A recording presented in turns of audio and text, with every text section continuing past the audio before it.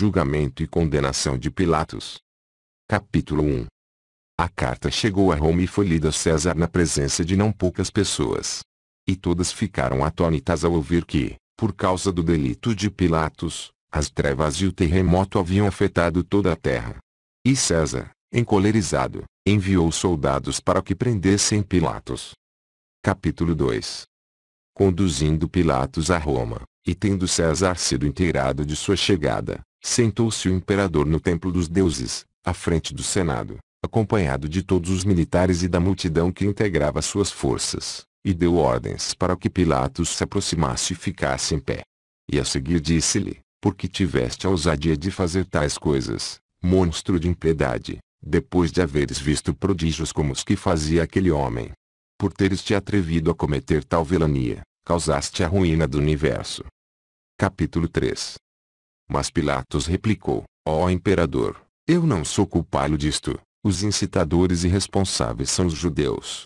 E perguntou César: e quem são eles? Pilatos respondeu: Herodes, Arquelau, Filipo, Anás, Caifás e toda a turba dos judeus. César retrucou: e por que tu te curvaste ao propósito deles? Pilatos disse: sua nação é revoltada e insubmissa, não se submete ao vosso império. Ao que César replicou: em lugar de tê-lo entregue, deverias tê-lo colocado em lugar seguro e o enviado a mim, e não deixar que eles te persuadissem a crucificar um ser notável como este, que era justo e que fazia prodígios tão bons como o que fazias constar de teu relatório. Pois sinais como estes permitem conhecer que Jesus era o Cristo, o Rei dos Judeus. Capítulo 4. Mal César acabara de mencionar o nome de Cristo e toda a caterva de deuses desmoronou, e ficou reduzida a uma nuvem de pó que ocupou o recinto no qual César estava sentado na companhia do Senado. E o povo que estava na presença de César ficou amedrontado ao ouvir pronunciar o nome e presenciar a queda daqueles deuses, e aterrado pelo medo, correu para casa, cheio de admiração pelo que acabava de presenciar. Então César ordenou que Pilatos fosse submetido a uma severa vigilância, de forma que ele pudesse conhecer a verdade sobre o que se relacionava a Jesus. Capítulo 5. No dia seguinte César sentou-se no Capitólio juntamente com o Senado em peso e propôs-se a interrogar Pilatos novamente. Então César disse: dize a verdade, monstro de impiedade, pois, pela impiação que levantaste a cabo contra Jesus, tua má conduta veio manifestar-se até aqui, com os deuses fazendo-se em pedaço. Dize-me, então, quem é aquele crucificado, já que seu nome trouxe a perdição até aos nossos deuses? Pilatos respondeu: sem dúvidas, tudo o que dele se fala é verdadeiro. Eu próprio, ao ver suas obras, cheguei a persuadir-me de que aquela notável pessoa era de uma categoria superior aos deuses que nós veneramos. Então César perguntou: como, então, tiveste a ousadia de fazer aquilo contra ele, conhecendo-o como o conhecias? Ou o fato é que tramavas algum mal contra o meu império? Mas Pilatos respondeu: fiz isto pela iniquidade e pela sublevação desses judeus sem lei e sem Deus. Capítulo 6.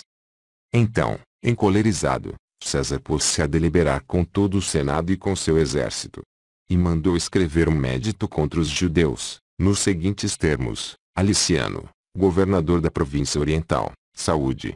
Chegou ao meu conhecimento o ato atrevido e ilegal que teve lugar em nosso tempo por parte dos judeus que habitam Jerusalém e as cidades circunvizinhas, até o ponto de terem obrigado Pilatos a crucificar um certo Deus chamado Jesus, crime tão horrendo que por ele o universo, envolto em trevas, quase ia sendo arrastado à ruína.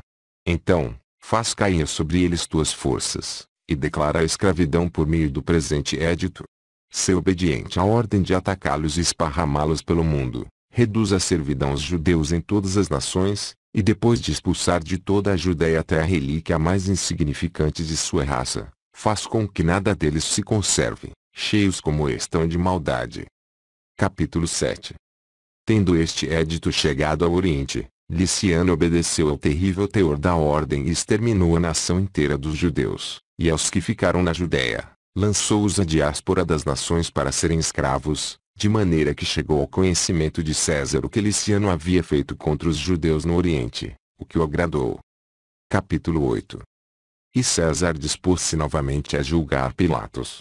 Depois mandou que um chefe chamado Albil lhe cortasse a cabeça dizendo, da mesma maneira que este levantou a sua mão contra aquele homem justo chamado Cristo, de maneira semelhante este também cairá sem remissão. Capítulo 9. Mas Pilatos, quando chegou ao lugar indicado, pôs-se a orar em silêncio desta forma: Senhor, não me faças perder na companhia dos perversos hebreus, pois eu não teria levantando a minha mão contra ti não fosse o povo dos judeus iníquos, que se rebelaram contra ti, mas sabes que agi sem saber. Assim, então, não me faças perder por este pecado, porém sê benigno comigo, ó Senhor, e com tua serva Procla, que está ao meu lado nesta hora da minha morte, a quem dignaste designar como profetisa da tua futura crucificação. Não condenes também a ela pelo meu pecado, mas perdoa-nos e conta-nos dentre os teus escolhidos. Capítulo 10.